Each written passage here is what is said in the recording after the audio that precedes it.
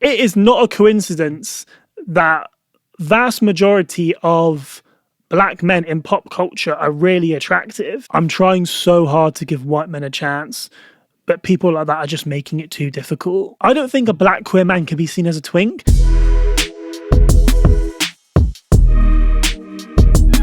Hi everyone, how are we? I hope you're well, I hope you're safe, I hope you're hydrated, well rested, and everything in between. July the 3rd.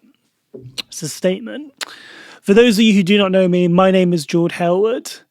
And for those of you who do know me, what are you saying? It's really good to see you. I hope you feel the same way. Yeah, let's get into it. I really want to have a conversation around like standards for black queer men. There's so much ongoing discourse all the time about like what is deemed as attractive for a black queer person and what isn't, you know? And I kind of wanted to like dismantle it a little bit and kind of like break down how I feel, what I think is appropriate for me to say. There's a lot of things that I feel like I shouldn't be the person to be talking about it with, or I shouldn't be the person discussing it. You know, I am light-skinned. You know, I can't talk for every black person. That wouldn't be fair, you know. Like I am, these lights make it worse, but I'm really light. But I also don't want to use that as a way to like discredit my blackness. But yeah. So I don't know how I'm going to break it down. I'm just going to talk. I'm just going to talk and go from there. It's really weird. So like background story. So I'm from Gloucestershire, right? Gloucestershire is very, very white and very straight. So like being black and queer is a bit of a mismatch, you know? I know very, very few heavy on the out queer black people in the area. I don't know whether like the culture doesn't really embed it. I feel like, and it's so interesting spending so much time in London over the last few years. It's been like a different life. It's been like a different world. It's mad how somewhere not that far away in the grand scheme of things is so much more different to what it's like where I'm from, you know? And I guess like also like because of that lack of representation, there isn't really that many conversations taking place, you know, like becoming aware of like the dual burden or becoming aware of intersectionality was accidental. I didn't intentionally go looking for it. I think the BLM movement really shifted my perspective. I think BLM really changed the way in which I think. I think it really opened up my eyes. I think it allowed me to understand more than I ever did before, and I'm so grateful for it. Like it's changed my life, to be honest. You know, I think it kind of stems from the basis of there not being well, there is now, I kind of spoke about this before, but there not being a crazy amount of black queer representation, and like not that much being around when I was younger. You know, like when I talk about queer representation, I struggle to roll it back from being a kid, because when I think about it, it's very much, I mean, it's Kurt. It's Kurt from Glee, and it's Justin from Ugly Betty, you know, and maybe like some odd random characters appearing here and there. But other than that, like it's really minimal. And it kind of makes you as a black person question your worth and your ability, you know? I think that's why a lot of black people struggle to come out. I think that's why a lot of black people struggle to appreciate who they are and what they are, because they don't know how to navigate it. They don't know how to navigate it because the resources aren't there.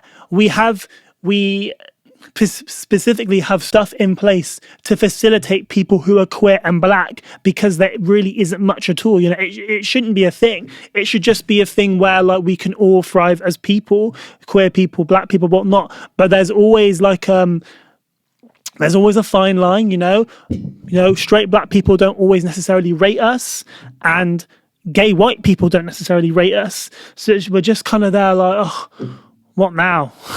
What next? When you don't have that knowledge, when you don't have that level of understanding, I think that's what allows you, I think that's what allows like mistreatment to be taking place. Yeah.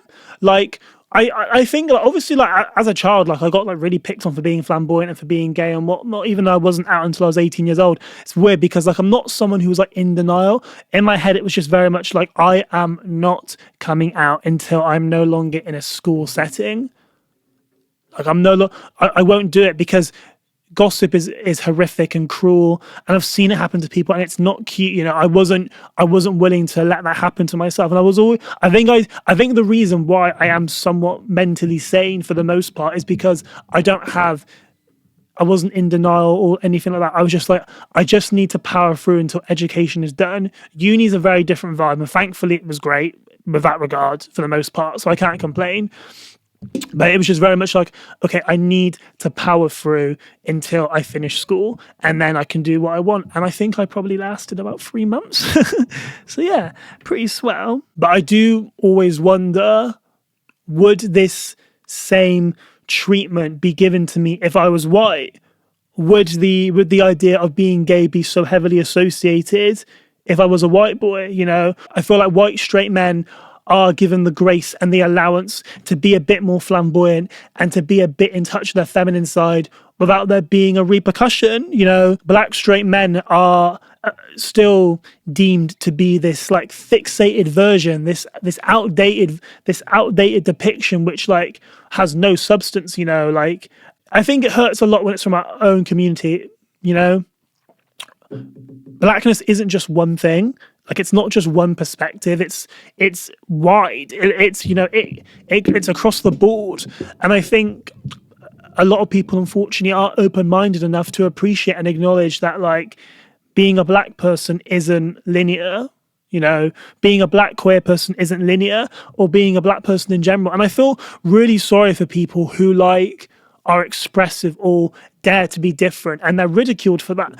Someone who I think that comes to mind is Dami Hope. I love Dami Hope. If you haven't seen that interview with Paul Brunson, watch it. It was so sweet. You know, I wouldn't class Dami Hope as a feminine man, but he definitely is creative and daring and doesn't stick to conventions. Like, why is going against the odds deemed as gay? You know, why can't a black man be creative and be somewhat different and just be known as straight? Why do they have to be gay just because they don't match the mold that you've created for them? You know, I feel like it can be quite unsafe for straight black men, especially straight black men who want to dare to be different, because outside noise is so focused on projecting insecurities that they just can't keep quiet. It's just lame. I think there's also like this idea of like desirability, you know, and I guess like white validation, you know, like I've said this a lot, like my preference as a young black boy was white men. You know, I was so, and this isn't the case for every black person, but I was really insecure. I really didn't rate myself, right? And the only way to make that insecurity probably even worse was to be with white men. You know, even the thought of being with someone who looked somewhat like me or had a culture or a background like me, like genuinely like made me feel ill, you know, because I hated myself so much that it was just very much like, okay, let me get as far away as possible from what is anything like me. Okay, obviously I'm half white, but like the world doesn't see that. I mean, actually, that's controversial, Jord, don't say that. But like, you know, like, that's not my core focus. It was almost like whiteness was deemed as superior. You know, whiteness was referred to as the top of the hierarchy. You know, it was what was desirable. And I think my desire was apparent. You know, my validation was apparent, and I think when that's apparent, that's when you can be taken advantage of. Like the amount of white men who have like said the worst things to me, and I've just like shrugged it off. You know, I remember I dated this white boy in my early 20s, and I remember he told me that he only liked men of color because all white boys look the same. I said, "Oh, you're one of them. Say nothing," you know? And it's so weird because like, obviously I'm in a place now where like I've done the growth, I've done a lot of acceptance, and I do really love everyone. I think my preference probably is men of color, but like I do appreciate a white man. But like I've tried dating white men again recently, and they're just making it so difficult, bro. Like so difficult. I'm like, it doesn't need to be this difficult. So I was on Hinge, right? God forbid. I'm swiping through Hinge. I match with this guy and he seems all right. He seems okay. He says to me, he goes, "Jord, what is your ideal date?" I said, oh, well, I would like to go for maybe like a walk and a pub grub. I'm easy and cheap. Do you get? To which my Caucasian match on Hinge goes, oh, my ideal date would be braiding your hair.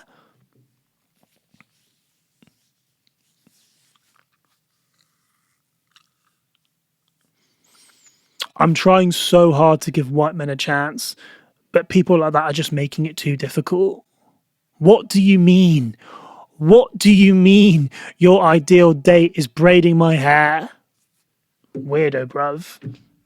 I don't think I've ever dabbled with like normal white men, and I get quite annoyed because like I'm the being of an interracial relationship, right? Both of my parents in interracial relationships, all of my siblings apart from one are, so are my cousins. So I'm just thinking, what is it that I'm doing wrong to not find normal white men? Why can't I find someone that just isn't tapped? Why can't I find someone that just like talks to me like a person? The thing is, yeah, as a black person, I don't want like another race to be talking to me like, oh, I'm talking to like so and so a black boy. Just be like, I'm talking to Jord. You know, I'm with Jord. I like Jord. I rate Jord. I want Jord. You know. And I feel like a lot of people are very much like, oh, it's not about race. I actually don't want to make it about race. I genuinely don't. But like, when you've got my man talking about doing braids for a first date, it gets a bit techie, you know? But it's also like kind of difficult in a way, I suppose. Kind of difficult because like, there's always the comparison, you know? Like obviously that I wouldn't say I'm not mask. I wouldn't say I'm super femme, but I'm definitely more feminine than masculine, and that doesn't bother me. I have no issue. It's just the way I am. It's how I'm accustomed to. And then when you like dive into that, there's like the comparisons, right? I feel like the comparisons between white and black gays are very apparent, you know? Like I do really think that like as a black queer person, you have to look a very particular way to be deemed as attractive, you know? White men have the luxury of realistically not looking that great and still being seen as sexy. As a black person, you need to have a beat face, body T, you know, all these boxes need to be ticked. And even then, you're probably not going to be seen as attractive as your white brother down the street. You know, like, I don't think I'm an ugly person. Like, I don't think I'm an unattractive person, yeah? Not saying I'm like God's gift, but like the culture doesn't make me feel that way. The queer culture and the community doesn't make me feel that way, yeah? I've had it where like, I'll be like talking to a guy or whatever, and I'll see them like literally walking away to talk to my man on the right, who literally is given like human version of Patrick Star. And I'm thinking, do you know what I mean? It's almost like whiteness is not only superior, but also like is like the end point, you know? And that's why like when I like see black men that are with white boys, I'm like, do you know, if you really rate them fair, like if you actually really rate them fair, but like when there's like a consistent pattern, of you continuing to avoid black men, especially when you're surrounded by black men. Like, okay, for someone like me, yeah, I don't think you can be that pressed. Like, obviously where I live is so white. When the black boys are with white boys, I'm like, do you know what, fair? There's actually none of us, so I get it. But like when you're like in big man London, and when you're in like big man Bristol, big man Manny, and you're still like Caucasian Central, make it make sense. Obviously, if someone has a type, they have a type. You can't help that. And I'm not trying to like bring that down because I get in trouble when I talk about that. You know, we can't argue with what people like. But like, I'm not being funny. Like, when you look like that, then that, it's like, come on, something's up. And even if we look at it from like the pop culture perspective, the pop culture space, right? It is not a coincidence that vast majority of black men in pop culture are really attractive, you know? It's not a coincidence that Frank Ocean, probably the most successful queer black artist of this century, is really attractive. Same for Lil Nas X, you know? Same for Ricky Thompson, same for Leighton Williams, same for Shuti Gatwa. It's not a coincidence these men are attractive. These men are really attractive and talented as well. Heavy on the talented and attractive, right? But would that still be the case if they weren't? If they weren't attractive, would they still be as successful? I honestly don't know. I don't know. I hope so. I think they're all great. There isn't really much leeway. There really isn't much space to be like mid. You know, as a black person, as a black queer person, if you are quote unquote mid, if you are quote unquote below exceptional, like you're still less attractive than the ugliest white man on the planet. It's just the way the cookie crumbles. Within the black gay community, yeah, there's a lot of fem-shaming. There's a lot of fem-shaming because I think black men are supposed to be strong and masculine in a particular type of way. So when a black man doesn't fit that mold, they're ridiculed. And like, I think the thing that makes this even funnier is black DL men, they love femmes. Like honestly, there is not a group of people that love the femmes more than black DL men. I'm kidding you not.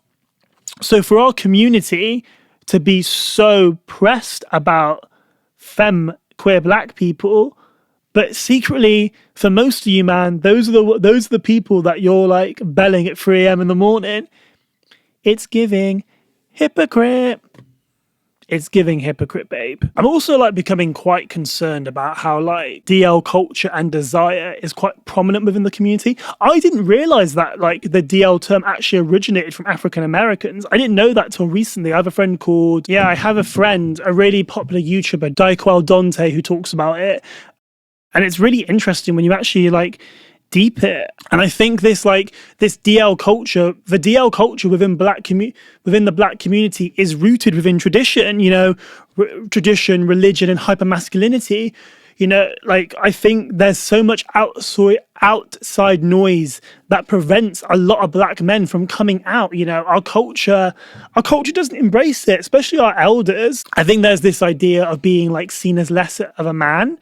You know, I feel like a lot of black men feel like if they were to actually accept their sexuality, they would be emasculated. You know. Because I genuinely, honestly, ever since like being in London, I genuinely can't get over how many black men are DL. There's so many of them, like so many. And I think because my friends, for the most part, who are black and queer, are quite lucky. But that's my circle. When I'm not around that, I'm just gobsmacked. Like it really like, I don't know, it just really shocks me. And I just think like, what can we do as a culture? What can we do as a unit to like, you know, embody this message that like your queerness and your blackness both have significance? I really hate this idea about how you're supposedly meant to pick between being queer and black. Well, quite clearly I'm both. So like why would I take one away, you know? You know, backwards thinking black people will make it out that being queer is the worst thing possible, you know? Whilst like my man's got like 4 baby mamas, can't maintain a job, like hasn't got a driver's license, and you're trying to chat to me. Reel it in. It's not cute. This DL culture, like, kind of, it impacts beauty and desirability, you know? Like, imagine how many black men could, like, be more creative or more, like, fun presenting with more colour if, like, the culture was more accepting. Like, you're telling me that every man in London wants to wear a tracksuit. You're telling me every man in London wants to, like, be spreaded Nike and Adidas from head to toe. I don't think that's the case, you know? But like as a young person, even like for the most part, most black straight people I'm around are pretty cool. So I'm thinking to myself, in like 20 or 30 years, will there be like a switch up? Will there be like a transition where like black queer people are able to be them true selves? But at the same time, I'm thinking that doesn't really help people now who are like older, you know. Like I'm 27 years old yet, 27 years old, and I've been out since I was 18 years old. I can't imagine what life would be like, you know, if not. But like, I have to appreciate and acknowledge I was given this space to feel safe. My family and my friends gave me the space to be safe.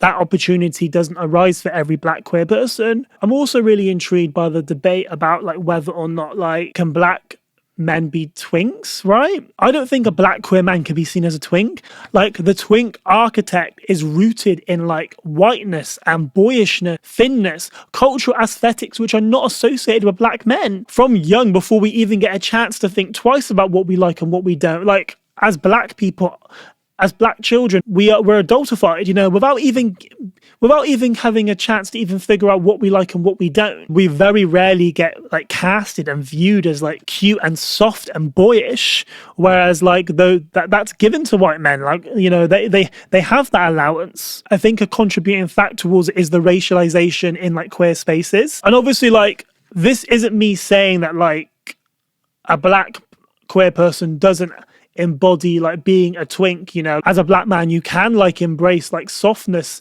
and slimness and femininity, but the idea of being a twink or like the twink label doesn't land as much as it does with a white man because of the way that society racializes beauty, if that makes sense.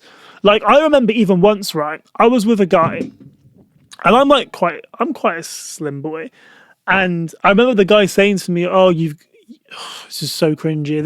This is for context, not to shade. The guy said to me, you have like a body like a twink. And I'm thinking, what do you mean like a twink? Surely you just say I'm a twink. Do you know what I mean? And I'm thinking, and this black man loves white men. And I'm thinking, are you just saying that because you don't see me as a twink because I'm black? Do you know what I mean? I was young as well. I was in my early 20s. So I'm just like, what is it about me that isn't twink approved, you know? And I don't want to be like the negative Nancy saying that they can't do so, but I just don't think it lands the same. But obviously, like, I don't want to be like super pessimistic. Obviously, like, there's so much beauty and so much greatness within like being queer and black, you know, like, I don't want to take that away. I just think it's really important to be conscious and aware of what goes on within our community and what we need to like aspire to change, whether that be DL culture, femshaming, preconceptions which we need to shift that have been outdated, you know. I'm so young and I'm so excited to see perspectives shift, things shift, you know.